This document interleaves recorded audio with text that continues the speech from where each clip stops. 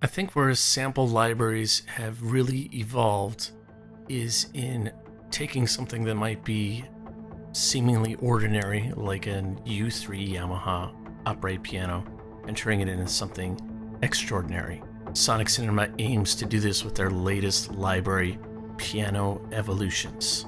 With performances by Benjamin Powell, we have 10 gigabytes of goodness running on the full version of Contact. Now you might be thinking, Dan, I have a ton of piano libraries. Guess what? I do too. But you might not have one that does everything that this one does. Let's dive in and check it out.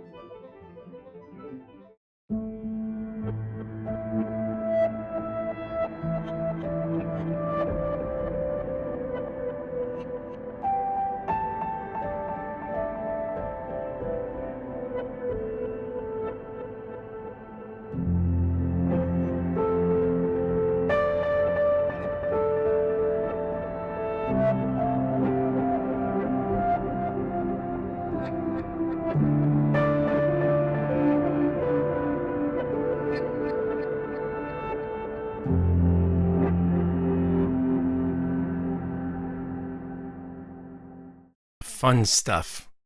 A whole bunch of different things going on with this library, so let's dive right in and look at the interface. Starting off with our main panel, we have our 5 articulations that you can either click on or you can use key switches if that's your preferred way of working.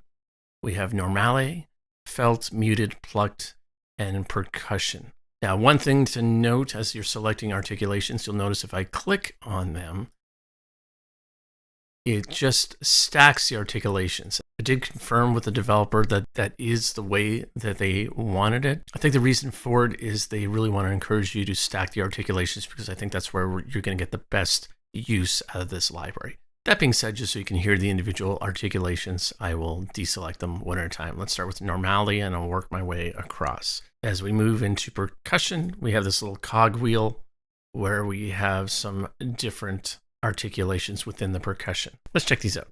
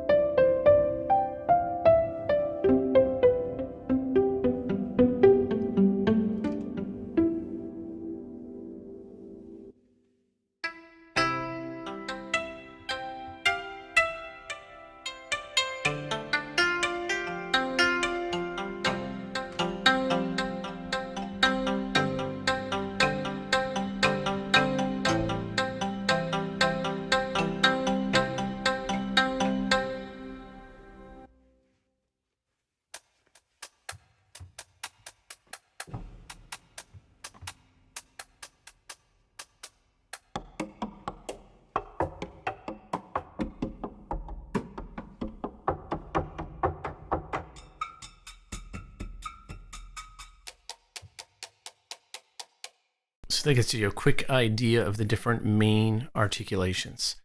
Within each of these, we have reverse buttons. You can reverse the samples. We have our stereo left, right, and then we have our volume control for each one. So now let's just mix and match. Let me move around the stereo image of each one, and maybe we'll reverse a couple and we'll see what we can come up with.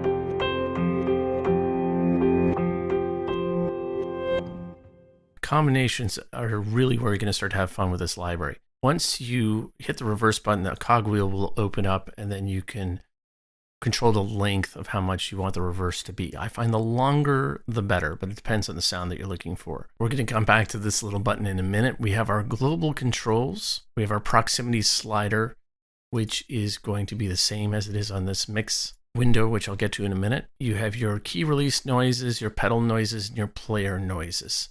Really adds a whole lot of sense of realism, as long as you don't push it too far. Let's roll these up all the way. We'll do the normale and the felt, and I'll make really loud pedal noises. You can hear what it does.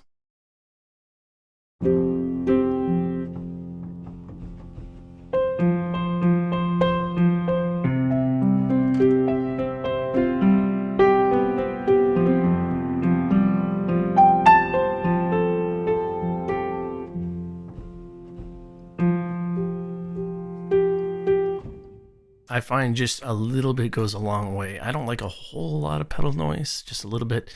And I'd probably bring the key release down, but you have all those nice little controls.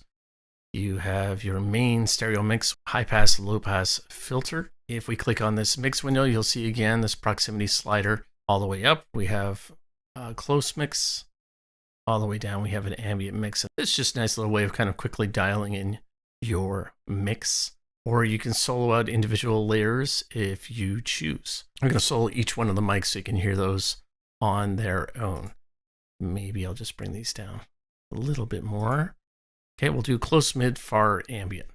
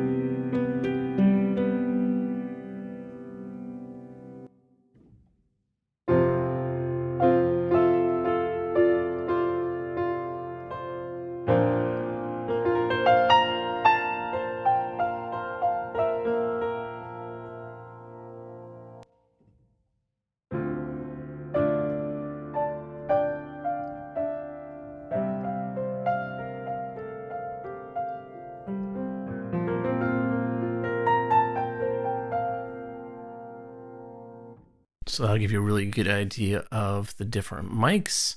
Again, you can just tweak those and get them exactly where you want it. Mic positions are so important for these types of libraries. But there's more. We have the atmospheres, and there's a whole bunch of them. So this will be our master control. If you click on these, we have 10 atmospheric layers, and you can layer up to 4. Let's bring this right up. You can also solo the individual layers. So let's check out a couple of them right now. This is Ashfall.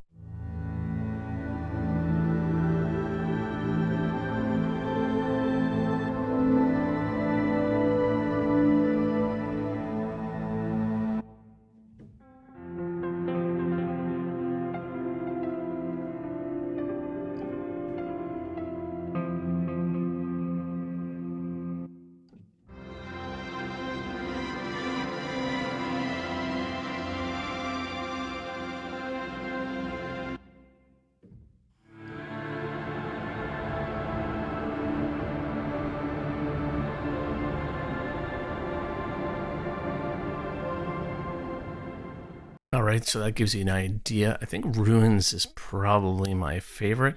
So now let's just kind of mix these in, and we'll see. We'll just kind of dial this part way in. A little bit goes a long ways. Let's see what this sounds like now.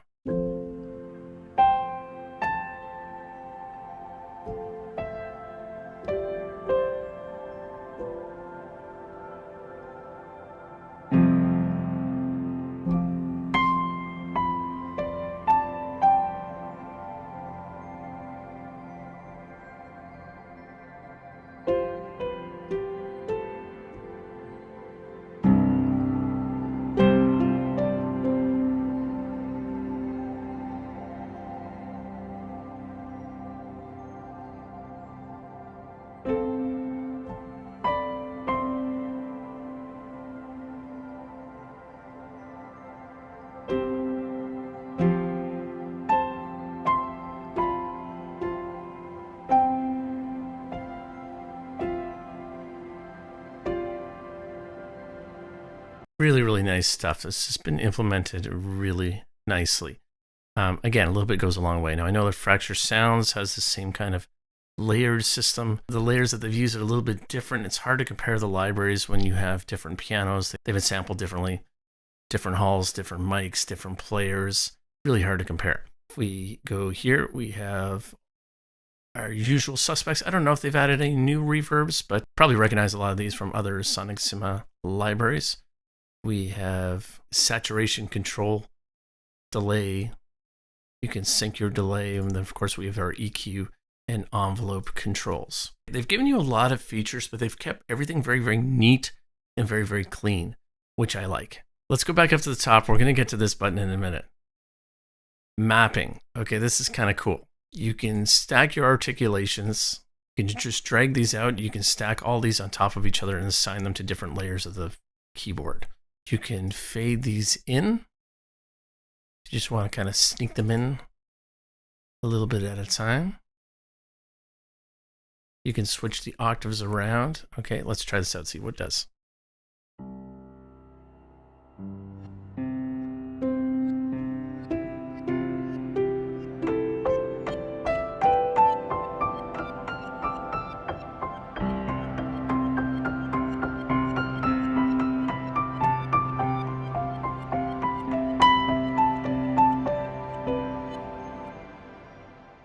Really nice way of tweaking things very, very quickly. So that's what the mapping is all about. We got our rhythm section, which is the arpeggiator. Again, you'll recognize this from other libraries that they've put out. You have some presets in there, or you can have randomized functions, or you can tweak it exactly the way you want it.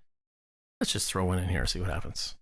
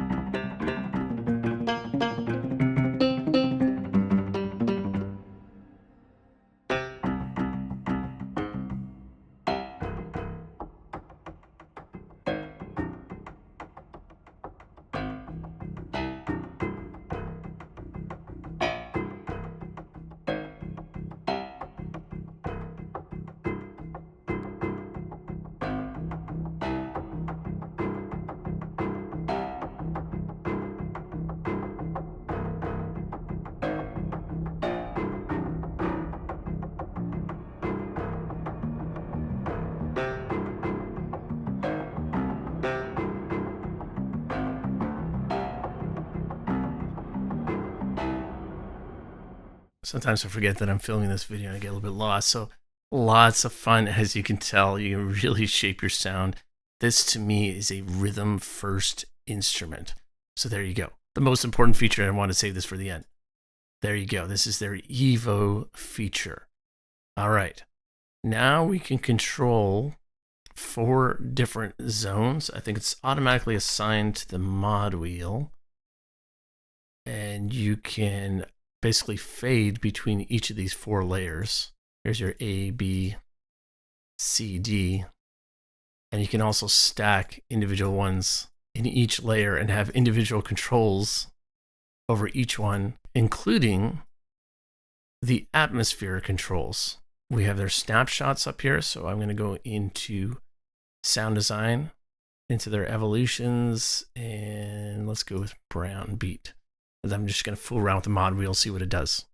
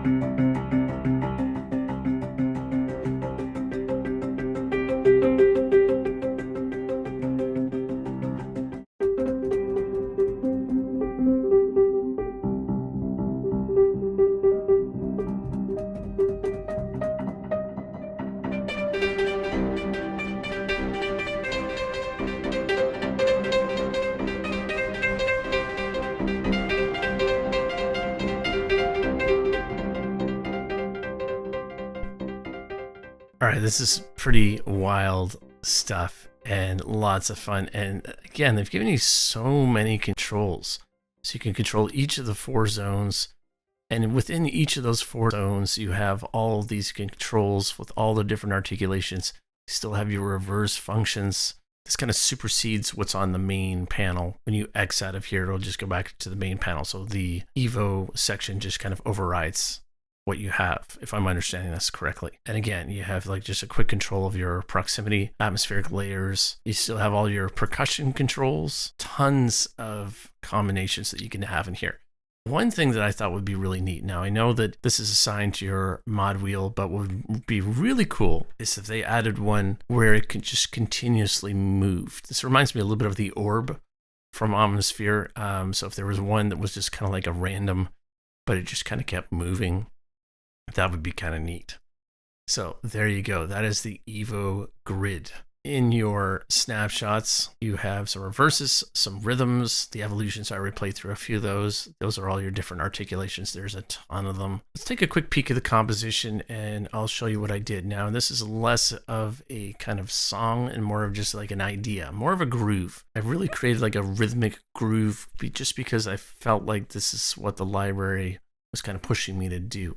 And this is kind of how I would use it. What I'll do is I'll just kind of solo each one. The composition kind of started with this one. Let's check it out.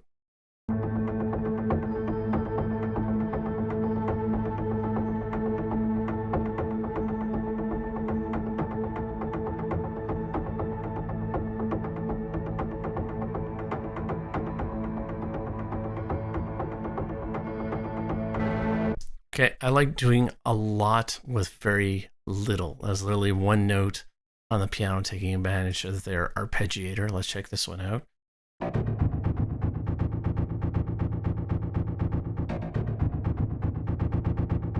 So you kind of get the idea of where this track is going.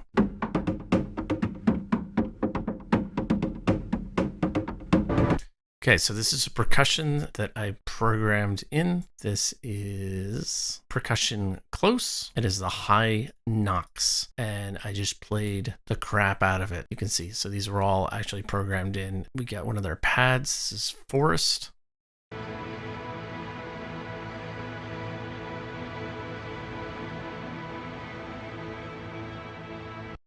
Very, very background. Another pad. This is Majestic Overdrive. This is one of my favorites.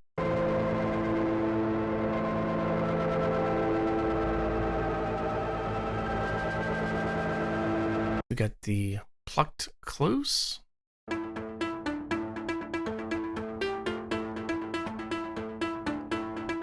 For this one, what did I do? They're plucked patch, and then we just I added some drive, and I added some delay. And then we have some more percussion. We have high taps. I played 2 parts, and then I panned one out, hard left, one hard right. Let's play those together.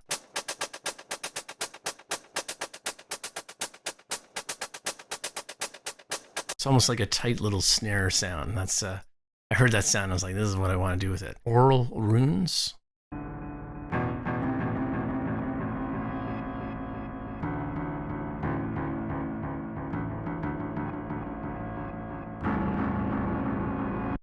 And then I just wanted a little bit of strings, so I added just one sound that was not part of the library, but this is from their archetypes library, which I thought would go really well with evolutions. So we have some of their distant flutter. That's the only track that is not piano evolution, so let's just listen to a little bit of that.